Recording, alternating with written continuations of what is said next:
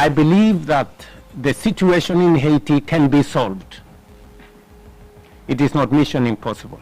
The people of Haiti, the women, the children who go to school there, I think deserve the support of the international community. What is going on in Haiti is unacceptable. Number two, we must have a predictable resource package. It cannot be what Kenya has gone through, a game of guesswork. It was also expected that there would have been force multipliers, that we would have armored personnel carriers, we would have enough logistical support to be able to make this mission successful. I must commend the United States. They did make available logistics, vehicles, but unfortunately most of the vehicles were second-hand vehicles, and therefore they broke down a lot many times. And in fact, it put our personnel in great danger. Europe is in serious trouble.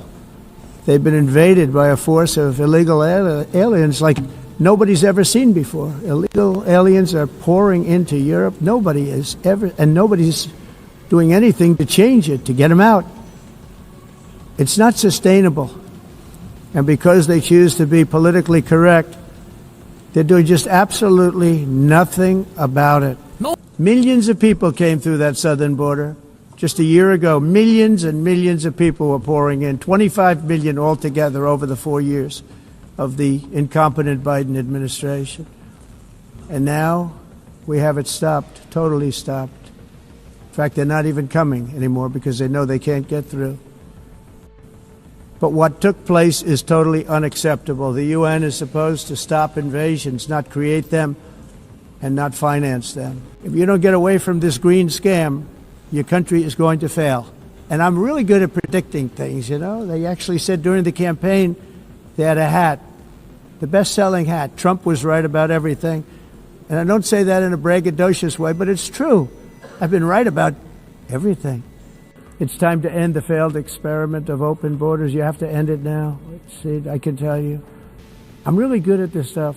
Your countries are going to hell. And I have to say, I look at London where you have a terrible mayor, terrible mayor. And it's been so changed, so changed. Now they want to go to Sharia law. But you're in a different country. You can't do that.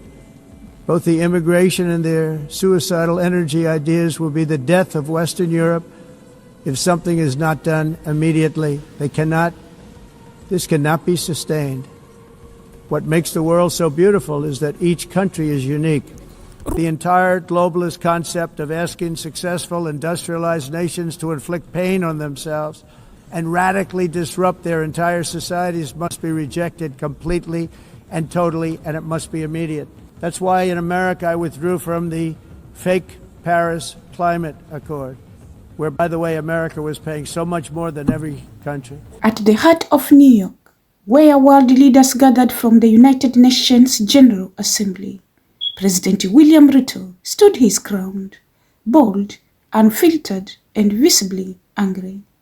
Kenya has taken the lead role in trying to rescue Haiti from deadly spiral of chaos. Yet, when Ruto looked across the global stage for support, Donald Trump was silent. Not a word, not even mention of Haiti's hellish crisis in Trump's remarks. And Ruto, he didn't take that lightly. Ruto had come to the UN with one mission: to demand justice for Haiti, to rally the world behind a collapsing security situation where gangs rule the streets and the people cry for help. But what he got instead was a cold shoulder from the very powers Kenya was demanding on, especially Trump and the US administration. Back home, the Kenyan boots on the ground in Haiti are worn out. Ruto told the world plainly, "You gave us second-hand vehicles. They broke down. Our troops are exposed." His frustration was loud and clear.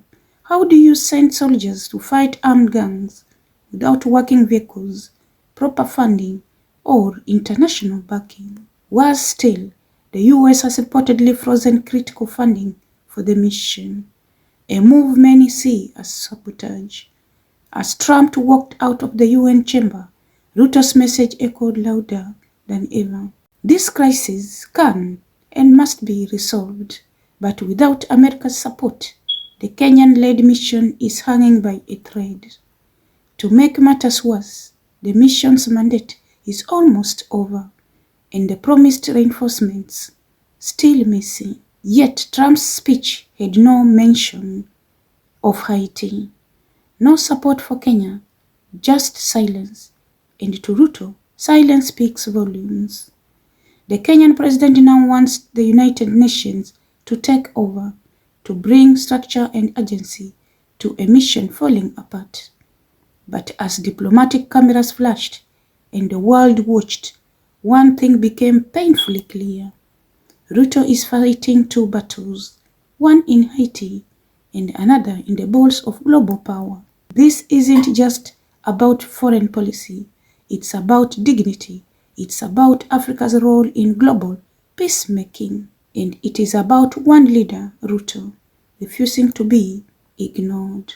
Don't forget to follow us on all our platforms for real-time updates and in-depth analysis. From all of us here at Sauti Mzalendo, stay safe, stay engaged, and keep the conversation going.